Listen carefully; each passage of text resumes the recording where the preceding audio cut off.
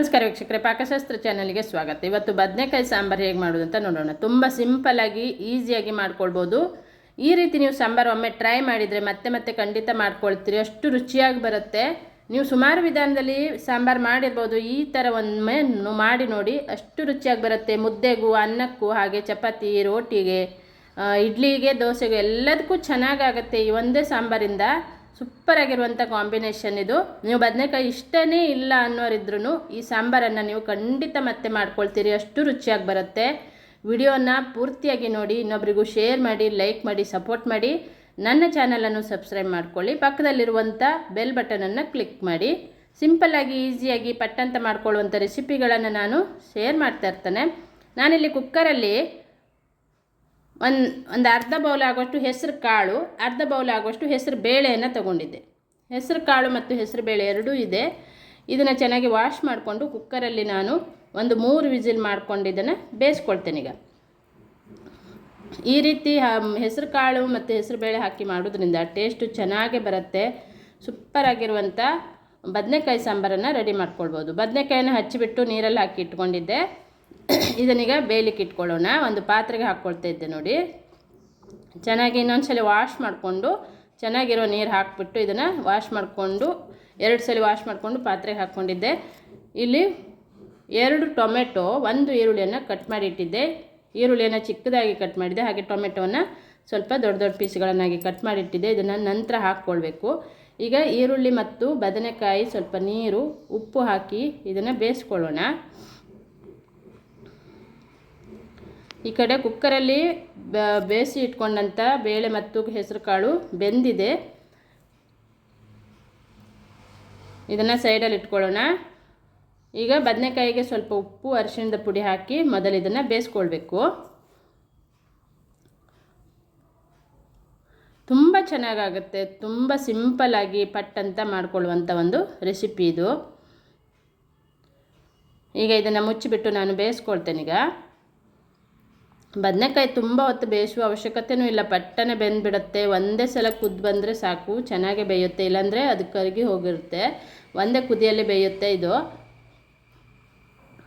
ಬೇಗನೆ ಬೇಯುವಂಥ ಬದನೆಕಾಯಿ ಇದು. ಈಗ ಈ ಬೆಂದಿದೆ ಬದನೆಕಾಯಿ. ಇದಕ್ಕೀಗ ಟೊಮೆಟೊವನ್ನು ಹಾಕ್ಕೊಳ್ತಾ ಇದ್ದೆ ನೋಡಿ. ಟೊಮೆಟೊ ಹಾಕಿದ ನಂತರ ನಾನಿಲ್ಲಿ ಬೇಯಿಸಿ ಇಟ್ಕೊಂಡಂಥ ಬೇಳೆ ಮತ್ತು ಹೆಸರು ಕಾಳನ್ನು ಹಾಕ್ಕೊಳ್ತಾ ಇದ್ದೆ. ಎರಡನ್ನೂ ಹಾಕಿ ಚೆನ್ನಾಗಿ ಮಿಕ್ಸ್ ಮಾಡ್ಕೊಳ್ಳೋಣ. ತುಂಬ ರುಚಿಯಾಗಿ ಬರುತ್ತೆ ಈ ಸಾಂಬಾರು ಕೂಡ. ಇಲ್ಲಿ ನಾನು ಮಿಕ್ಸಿ ಬೌಲಿಗೆ ಒಂದು ಅರ್ಧ ಬೌಲ್ ಆಗುವಷ್ಟು ತೆಂಗಿನಕಾಯಿ ತುರಿ ಹಾಕಿದ್ದೆ. ಅರ್ಧ ಬೌಲ್ಗಿಂತಲೂ ಕಡಿಮೆನೇ ಇದೆ ಇದು.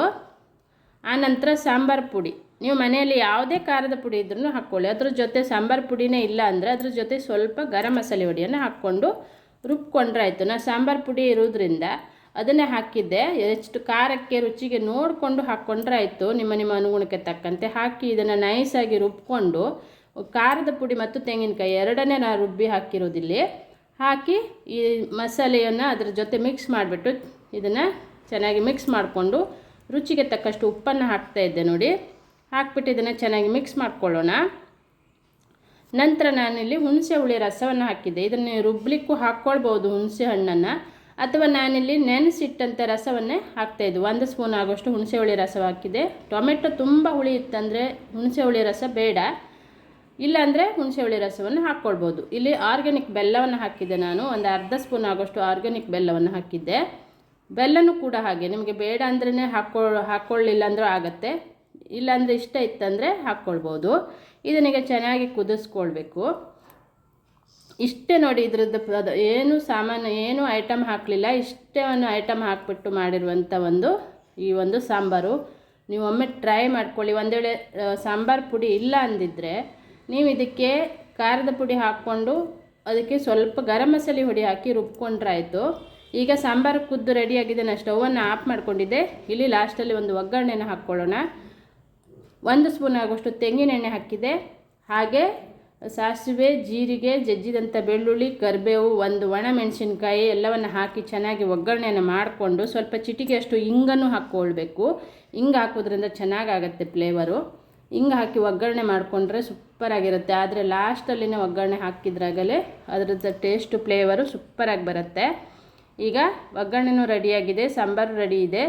ಹಾಕ್ಬಿಟ್ಟು ಇದನ್ನು ಸರ್ವ್ ಮಾಡ್ಕೊಳ್ಳೋಣ. ತುಂಬ ಚೆನ್ನಾಗಾಗುತ್ತೆ, ತುಂಬ ಸಿಂಪಲ್ಲಾಗಿ ಮಾಡ್ಕೊಳ್ಳುವಂಥ ಒಂದು ಬದನೆಕಾಯಿ ಸಾಂಬಾರು. ನೀವು ಒಮ್ಮೆ ಟ್ರೈ ಮಾಡಿ. ಹಾಗೆ ಕಮೆಂಟ್ ಬಾಕ್ಸಲ್ಲಿ ಕಮೆಂಟನ್ನು ಬರ್ತಿಸಿ. ಈ ಒಂದು ವಿಡಿಯೋನ ಇನ್ನೊಬ್ಬರಿಗೂ ಶೇರ್ ಮಾಡಿ, ಲೈಕ್ ಮಾಡಿ, ಸಪೋರ್ಟ್ ಮಾಡಿ. ನನ್ನ ಚಾನಲನ್ನು ಸಬ್ಸ್ಕ್ರೈಬ್ ಮಾಡ್ಕೊಳ್ಳಿ, ಬೆಲ್ ಬಟನನ್ನು ಕ್ಲಿಕ್ ಮಾಡಿ. ನೋಡಿದ್ರಲ್ಲಿ ಎಷ್ಟು ಸಿಂಪಲ್ಲಾಗಿ ಬದನೆಕಾಯಿ ಸಾಂಬಾರು ರೆಡಿಯಾಗಿದೆ. ಸೂಪರಾಗಿದೆ. Thank you.